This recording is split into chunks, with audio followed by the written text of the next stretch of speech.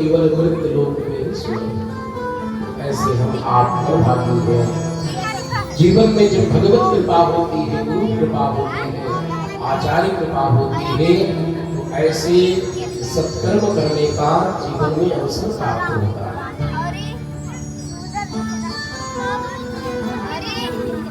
आइए सब लोग मिलकर के अपने मनुष्य को ही पर लेकर के चले, जहाँ पर सुंदर देवी शारदा की परम पवित्र पावन भूमि है। सूत जी महाराज अवतारण करके बैठे हैं और शौर्यराज 88,000 महात्मा देवी शारदा की भूमि में बैठ करके भगवान की कथा सुन रहे हैं। समस्त ऋषियों ने मिलकर के 1000 वर्ष का यज्ञ किया और उस यज्ञ से जो समय बचता है सूत जी महाराज को वक्ता बना करके बिठाते हैं और स्वयं समस्त 88,000 ऋषिजन बैठ करके सूत जी महाराज से कथा सुनते हैं। और यही कथा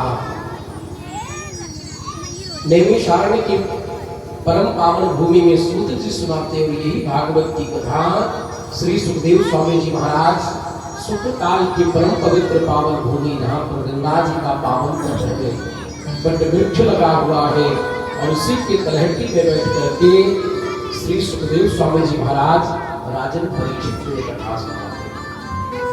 और यही भागवत की कथा अमर कथा के रूप में भूत भावन भोलेनाथ भगवती सती मैया को सुनाते। आप लोगों ने राम कथा में सुना होगा, कथा जब बाबा गाने लगे तो सती मैया कथा सुनते सुनते सो गए। सती मैया को नींद आ गई और कथा प्राप्त नहीं हुई। स्वयं भगवती के रूप में प्रकट होकर के आई है, लेकिन जब तक भगवान की कृपा नहीं होगी तब तक हम आप कथा की अधिकारी नहीं होंगे। अठार बलात् जबरदस्ती कथा में आप तो जाएंगे, चलिए मास्टर साहब क्या कथा हो रही है सुनते हैं, लेकिन कथा में आने के बाद भी हमारा मन नहीं लगेगा। कथा मन इधर उधर भगेगा। देखो ठंडी बढ़ गई, आज थोड़ी मीठी मीठी हवा चल रही है, ऐसे इधर उधर मन भटकेगा और कथा सत्य का समय पूर्ण हो जाएगा।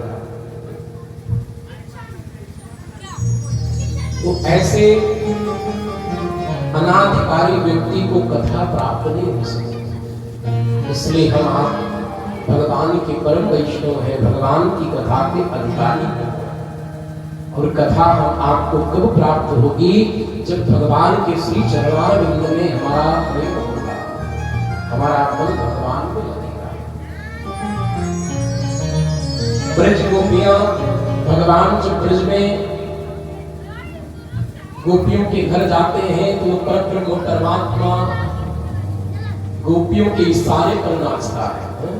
जिसकी भ्रुकुटी हिले मात्र से सारा त्रिलोक नाच जाता है, सारा त्रिलोक कांप जाता है। और ब्रज गोपियां लाला को कहती, कन्हैया एक बार तो जरा ठुमका मार के दिखाइयो, फिर तुझे हम ताजा माखन खिलाओ। एक छटाक माखन के लिए परब्रह्म परमात्मा गोपियों के प्रेम में, गोपियों के आंगन में नृत्य करता है। नाचे नंदलाल नचावे हरि की मैया। ये स्थिति कब होगी जीवन में? जब हमारा प्रेम गोविंद के चरणारविंद में हो जाएगा। बिना प्रेम और इज्जत नहीं, नटवर नहीं।